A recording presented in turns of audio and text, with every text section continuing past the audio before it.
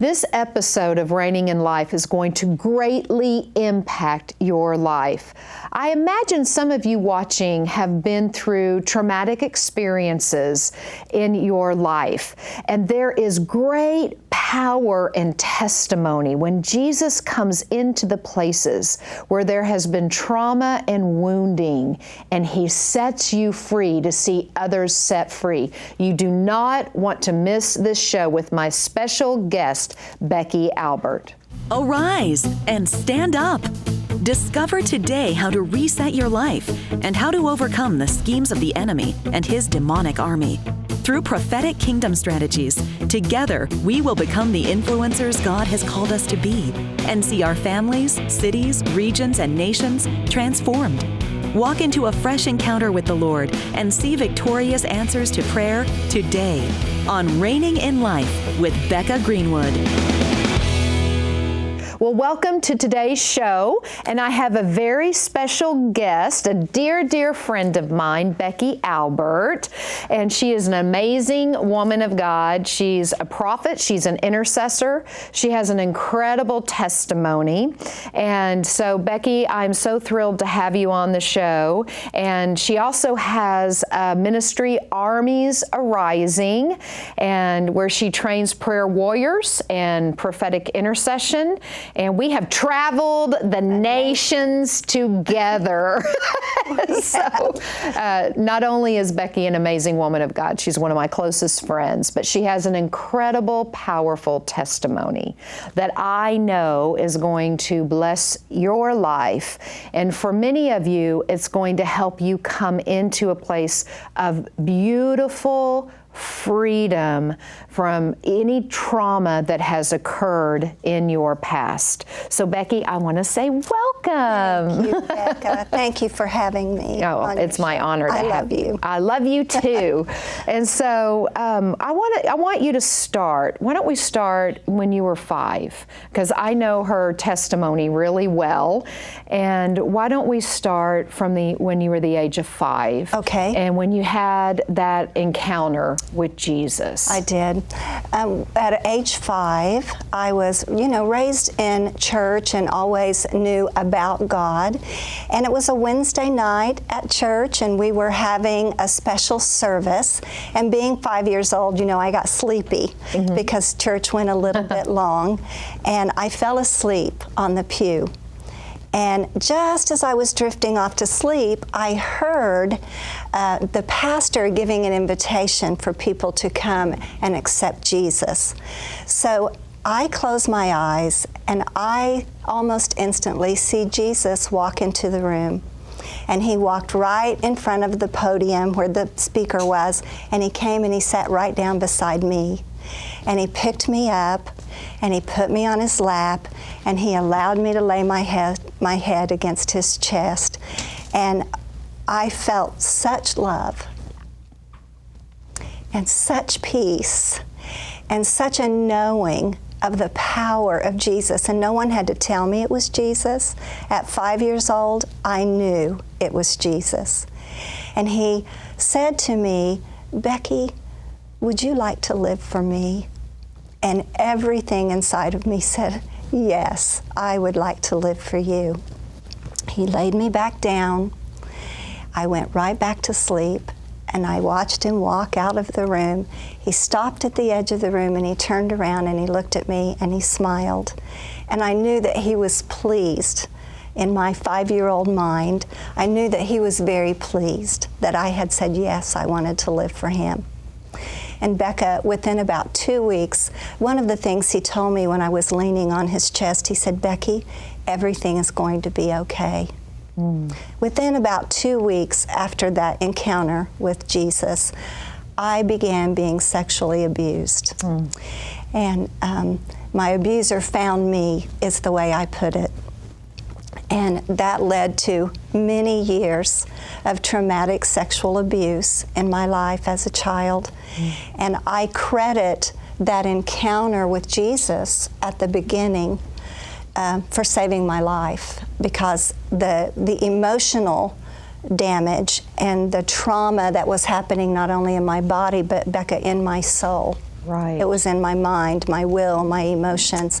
I was being destroyed from the trauma. And I could remember through those years Jesus telling me it was going to be okay. And I could remember the feeling of being held by Him and knowing that kind of love. You know, I had a great home life. My parents were loving and wonderful. And of course, you probably never told them what was happening. Oh, no. To you. Were you threatened by the one that was abusing Absolutely. you? Your abusers will threaten you. You can't tell, you won't tell. And I felt like what happened to me was my voice was cut off. I withdrew completely into myself, and I had no ability to communicate what was happening to me. I was so scared.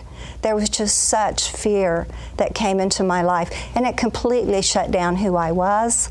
As I was trying to grow up in life and mature, you know, I was so damaged and so wounded that I couldn't reconcile in my mind this Jesus that I had encountered and this horrific abuse that I was suffering. Right. And I became very angry with God, and I became very angry at life, and was very rebellious.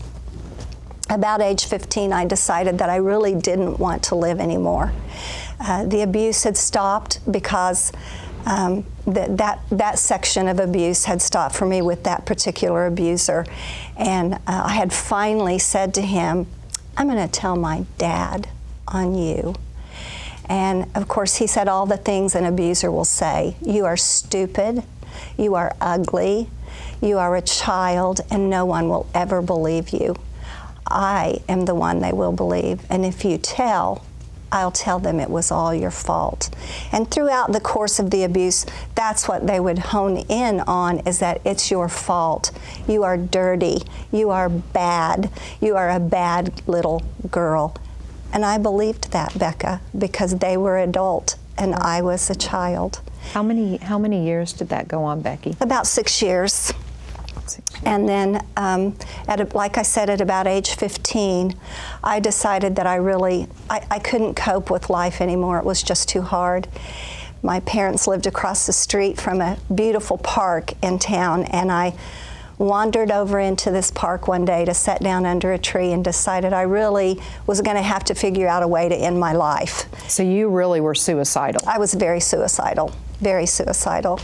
And once again, sitting underneath the tree in the park, contemplating how I could end my life and how I could just get out of the pain and the turmoil that I felt, because my parents, I knew that they loved Jesus, and I knew that He was good, and I had experienced His love and His goodness, but yet I was having this horrible person who, by the way, was a member of our church, who, by the way, was a Sunday school director, who, by the way, everyone thought was wonderful. So I had this picture of God, and I had the loving picture of God. And it became too much. And I decided I was going to end my life sitting under the tree in the park and deciding exactly how to do that, because I was afraid to do it, but I didn't want to live anymore. The desire to die was greater than the fear of how I would end my life. So once again, the wind begins to blow, and this peace begins to envelop me, and Jesus comes again. And He says, Becky, if you'll allow me, I will heal you. Wow. And so He comes to you even in that midst. Even in the midst. At the point, friends, at the point where she was contemplating, how am I going to take my life? So I want you to come back. I want you to stay tuned. We will return in just a little bit, because as we keep going into this testimony, it is so powerful how God stepped in, Jesus stepped in to save Becky and to bring her into a place of freedom and victory. We'll see you soon. Becca Greenwood is a minister and prophet, best-selling author, and a professor at Wagner University. Based in Colorado, she travels extensively around the world, teaching on deliverance, prophecy, spiritual warfare, leadership, and personal transformation. She and her husband Greg lead the Strategic Prayer Apostolic Network, a prayer organization mobilizing an army of prayer warriors to stand and possess the land. For the past 30 years, she has assembled and led prophetic intercession and spiritual warfare prayer journeys to over 45 nations, resulting in transformational breakthrough within spheres of government and the marketplace. With a passion to spread the gospel and see the glory of God impact the world, her heart's cry has become, "Lord, give me the nations." Through her ministry, books, online teaching, and schools, Becca will equip you to possess your land and come into personal wholeness and freedom. To join Becca, go to reignginlifetv.com and check out all of her resources. Welcome back. And Becky, I just really want to say thank you so much for being willing to come on the show and to really share your testimony in a very public manner. I know you've written the book, I Have a Voice, Yes. and which is this testimony. Yes. And the Lord told you to do this. He did. But friends, really, this is the first time she's gone very public in such a way with this testimony. And we're doing this because of how the Lord, you're going to hear what Jesus has done in her life. Absolutely. And so we were at that place. Yes. Where you were contemplating suicide. Yes. How am I going to kill myself? Yes. Desperate. I was in a desperate place. And dark. Jesus. And Jesus came again. Came again. Yes, he did. And you know, Becca, I would like to say that encounter changed everything, but what it did for me was it caused me to once again desire to live.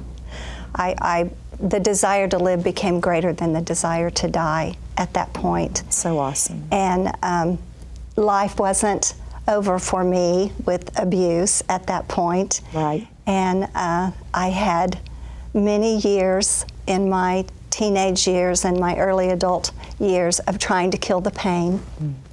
Lots of rebellion, whatever substance I could find so that I didn't think and I didn't feel. In and out of marriage. Finally married a man who I thought was the answer to everything.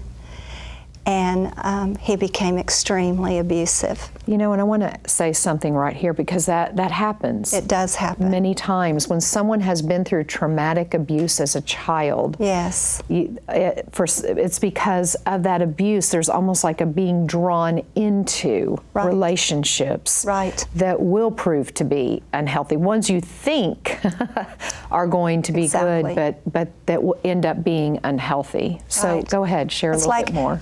It's like predators are attracted to you. That's a great way to put it. That's right. So I had many predators. I had predators in workplace, predators in school. But this man became my worst nightmare and brutally attacked me on a consistent basis. And I finally, after one beating, decided that I couldn't stay anymore. And I went home to my parents, and I realized about 2 weeks later that I was pregnant with his child. And so there was something inside of me that kept saying, don't tell him, don't tell him. But I did because I felt like he had the right to know. And so I went back because of the baby. Yeah. And about 6 months into my pregnancy, the beatings began again. And the final beating was him throwing me down a flight of stairs. And my son came prematurely. And he was born with many issues as a result of the abuse that I had suffered. And once again, they've just told me that my premature child will be blind, that he will never mature in his mind. He was born with an arm deformity.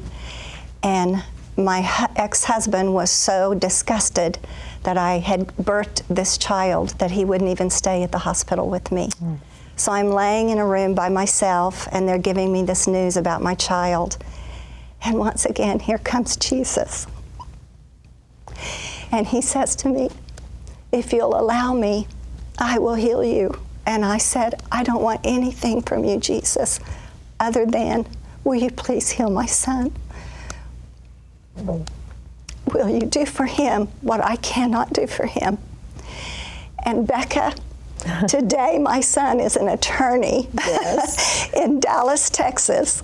He has 2 beautiful sons. His mind is wonderful and sharp, and he is amazing. So everything the doctors predicted. Everything. So Jesus once healed again, him. Jesus stepped in. He did. To a very traumatic situation and Yes. brought his healing power. He brought his healing power. And at that point, I said, I am so broken. I have nothing left to give you. But if you will do this for my son, I will give you my life. I'm ready. I will live for you, Jesus. It's time. So that started a process. That started a process of healing for me. And seeing from that moment that Jesus came, my son began to improve. And all of the things, his heart was stopping, he couldn't breathe. Everything changed when Jesus came. We spent several weeks in intensive care, and I finally said yes to living for Jesus. About a year and a half later, after again being brutalized, I left my abuser for the final time, and I went home to my mom and dad. And I rededicated. Actually, I just gave my life to Jesus. Life to Jesus. And fully. he began a process of forgiveness in my life. And the first thing he said to me was, about 2 years or 3 years after I had said to him, I really want to live for you, he asked me if I would forgive my abuser. And it was my ex-husband was the first one he asked me to forgive. I said, I can't do that. I can't do that. He doesn't deserve my forgiveness. And Becca, he took me to John 3:16 and 17, that God so loved the world that he gave his son, and he didn't come to judge or condemn the world, but he came that the world could be saved. And I wrestled and struggled with that until I finally knew that I had to forgive. I had very specific instructions from the Lord. He said, I want you to get on your knees. I want you to say, I forgive, and name him. And he said, then I want you to ask me to come and save him. So I didn't want to do that. I didn't feel like he deserved forgiveness. And I hear a lot of women who've been abused say that. Right. And here's my answer to that. None of us deserve forgiveness. Forgiveness is a free gift. That's right. That's given by God through his son, Jesus Christ, and the price that he paid on the cross. So I did it for several months, every day, and I would do it as fast as I could, and then I would stand up and not feel a thing. I felt nothing.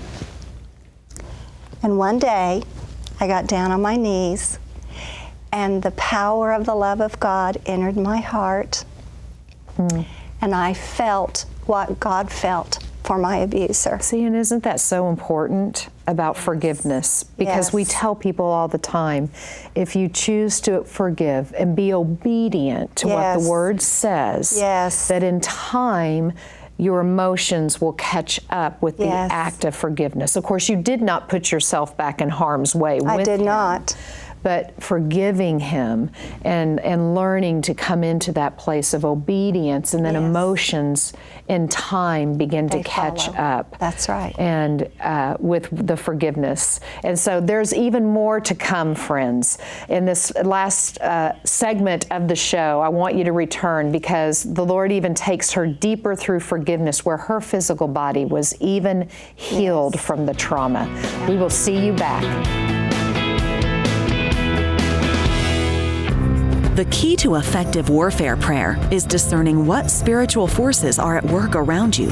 When you can sense the movement of God's Spirit and identify the enemy's tactics, you can pray with power, warring from a position of victory. Through this book, you will learn how to recognize demonic forces at work in the atmosphere and shut them down, grow in your ability to discern spiritual activity, and recognize cues from the natural world around you to enhance your spiritual discernment. When we can discern what is happening in the spirit realm, we can shut down the enemy's agendas and enforce God's kingdom purposes in our world. Discerning the Spirit Realm, the key to powerful prayer and victorious warfare, will be your handbook to discerning the invisible realm of angels, demons, and the move of God's Spirit. Get your copy today at reignginlifetv.com.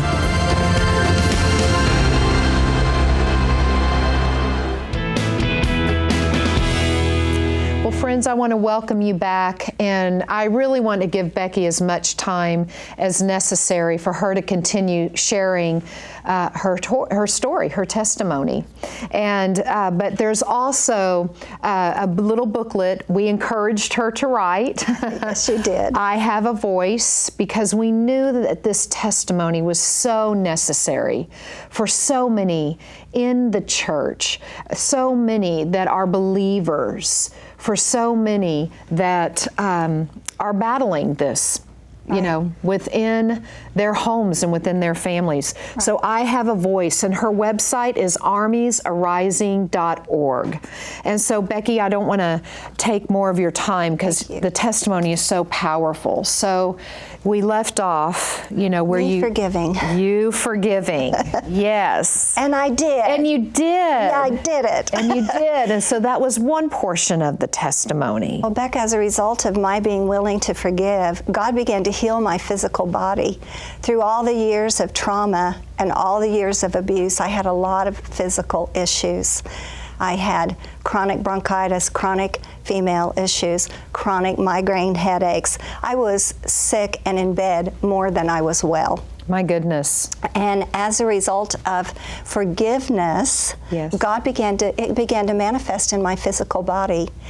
And about a year after I had really earnestly forgiven my ex-husband and really wanted to see him come to the Lord, and I don't know if he was ever born again, then one day the voice, that little still small voice said, of Jesus, said to me, it's time to forgive him. And I knew that him was my childhood abuser. And I said, no way. I'm not doing it, God.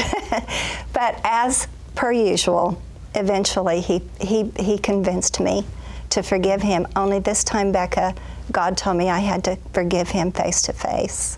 Face to face. Face to face. With the abuser. With my childhood abuser. So obviously you're not identifying this person. No. But at the same time, there was obviously still this person you would see from time to time. Our circle of church family friends. So I argued with the Lord for several months, and I tried to do the same thing I did before, was getting on my knees and praying, and God wasn't having it. He's like, that's not what I've asked you to do. I get a phone call, and a person on the other end of the phone says, oh, do you remember that nice man from church? And yes, I remember him. He's dying. He's in the hospital and he's dying. I hung up the phone. I fell to my knees. I said, God, I surrender. And so I quickly called my husband. And she has a wonderful husband. I do. Becky has a wonderful husband. We love Larry. The best. Yes, after the Lord got her out of that abusive relationship, she's married to a wonderful, wonderful, godly man. Yes. So please continue. Incredible. So he drove me to the hospital. And I imagine for Larry that was not easy. It was not. Either. And my heart was just pounding out of my chest, and the whole way there, of course, the enemy was saying, you're so stupid, why are you doing this? You don't have to do this. This is just your imagination. But I walked into that hospital room, and I saw lying in this bed an old, frail man. And I walked over to his bed, and I put my hand on top of his. I looked him in the face, and I said, I forgive you for everything you said to me, for everything you've ever done to me. I forgive you for everything you've ever robbed from me. I forgive. And I tell you, I ran out of the room. I didn't want to stay a second longer than I had to. Did he but respond? Becca, Did he respond? he looked at me so shocked when I came into the room. I can imagine. And he just shook his head, and a single tear slid down his face. And I didn't stay long enough to find out anything else. But that day, I was free. I walked out of that hospital room free. Free, free, free. So I would like to say to anyone watching this show today that has ever been abused or is still being abused, there is freedom, and there is hope, and there is healing for you, and his name is Jesus. So Becca, can I pray? Absolutely, please. Father, you're a good Father, and we don't understand the struggles in life sometimes, and we don't understand why such evil is allowed. But God, you created man and set us apart from all of creation by giving us a free will. And men choose to do evil things, and women choose to do evil things. And Lord, for those who are in the hands of their abusers or have been abused, would you do for them what you did for me, Jesus? Will you encounter them in your love? Will you encounter them in your grace and your mercy? Jesus, will you come into their lives and heal them and set them free? So I speak to those who are being abused, and I said, there is hope. There is hope for you. Will you ask Jesus to come? There is hope for you to be free. There's freedom from your pain, your physical pain, your emotional pain. It doesn't matter what you've done. It doesn't matter the reactions that you have had for this trauma in your life. Jesus loves you. Amen. And he wants to heal you. The power of forgiveness is this: my abuser no longer had power over me. And the same can be true for you if you will choose to forgive. The abuse may not stop at that moment, but Jesus will set you free because the abuser will no longer have power over this, over the person that you are.